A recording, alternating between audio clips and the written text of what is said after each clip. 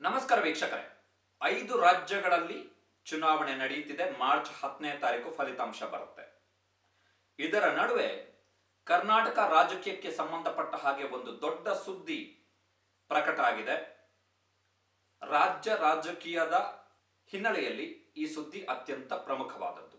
ಅದೇನಪ್ಪಾ ಅಂದ್ರೆ, ಅವಧಿಗೂ ಮೊದಲೇ ಕರ್ನಾಟಕದಲ್ಲಿ ವಿಧಾನಸಭಾ ಚುನಾವಣೆ ನಡೆಯಬಹುದು ಎನ್ನುವಂಥದ್ದು. ಕರ್ನಾಟಕದ ವಿಧಾನಸಭಾ ಚುನಾವಣೆಯ ನಡೀಲಿಕ್ಕೆ ಇರುವಂತದ್ದು ನಿಗದಿತ ಅವಧಿ ಏನು ಅಂತ ಹೇಳಿದ್ರೆ 2023ರ ಏಪ್ರಿಲ್ ಮತ್ತೆ ಮೇ ಅವಧಿಯಲ್ಲಿ ಚುನಾವಣೆ ನಡೆಯಬಹುದು ಎನ್ನುವಂಥದ್ದು ನಿಗದಿತ ಅವಧಿ. ಆದ್ರೆ ಅದಕ್ಕೂ ಮೊದಲೇ 6 ತಿಂಗಳು ಮೊದಲೇ ಕರ್ನಾಟಕದಲ್ಲಿ ವಿಧಾನಸಭಾ ಚುನಾವಣೆ ನಡೆಯಬಹುದು ಎನ್ನುವಂತಹ ಲೆಕ್ಕಾಚಾರ ಶುರುವಾಗಿದೆ.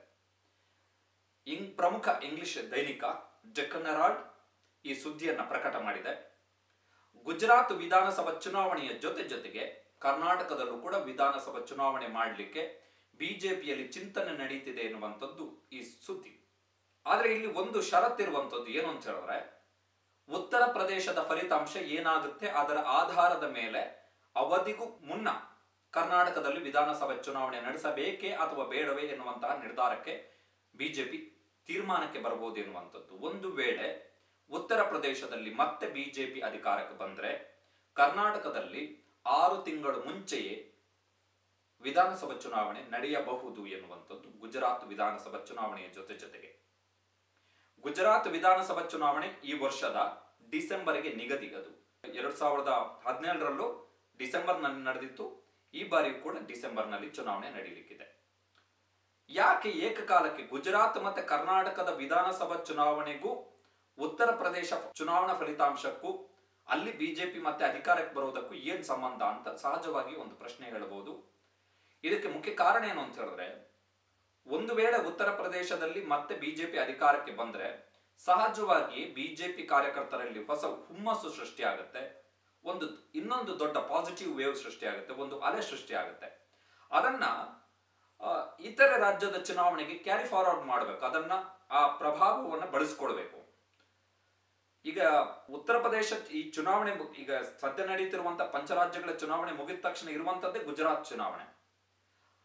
ಗುಜರಾತ್ ಚುನಾವಣೆ ಬಳಿಕ ಕರ್ನಾಟಕದ ಚುನಾವಣೆಯನ್ನ ಪ್ರತ್ಯೇಕವಾಗಿ ನಡೆಸಿದ್ರೆ ಆಗ ಈ ಉತ್ತರ ಪ್ರದೇಶದಲ್ಲಿ ಮತ್ತೆ ಬಿಜೆಪಿ ಅಧಿಕಾರಕ್ಕೆ ಬಂದರೆ ಅದರ ಪರಿಣಾಮ ಕರ್ನಾಟಕ ಚುನಾವಣೆಯ ಮೇಲೆ ಅಷ್ಟ ಆಗಲ್ಲ, ಬಟ್ ಗುಜರಾತ್ ಚುನಾವಣೆಯ ಮೇಲೆ ದೊಡ್ಡ ಮಟ್ಟದಲ್ಲಿ ಪರಿಣಾಮ ಬೀರಬಹುದು ಎನ್ನುವಂಥದ್ದು.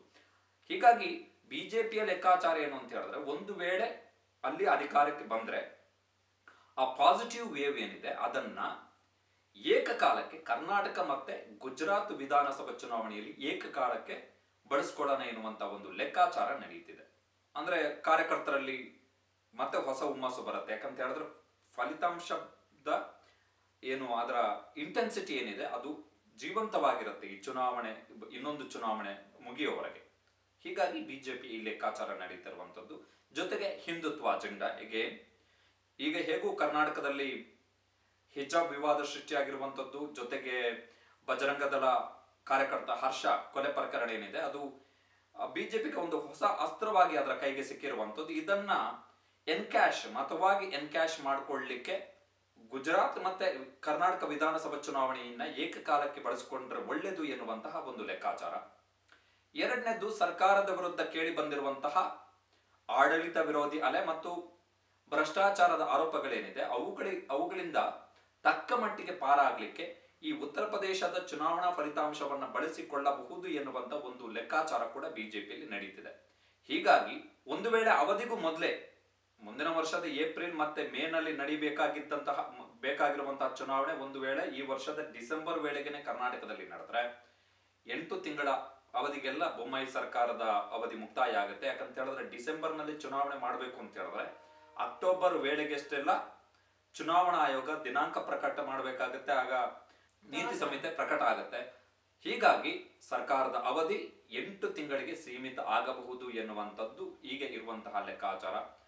ಎಲ್ಲವೂ ಕೂಡ ಉತ್ತರ ಪ್ರದೇಶದ ಚುನಾವಣಾ ಫಲಿತಾಂಶದ ಆಧಾರದ ಮೇಲೆ ನಿರ್ಧರಿತ ಆಗಿರುವಂಥದ್ದು. ಒಂದು ವೇಳೆ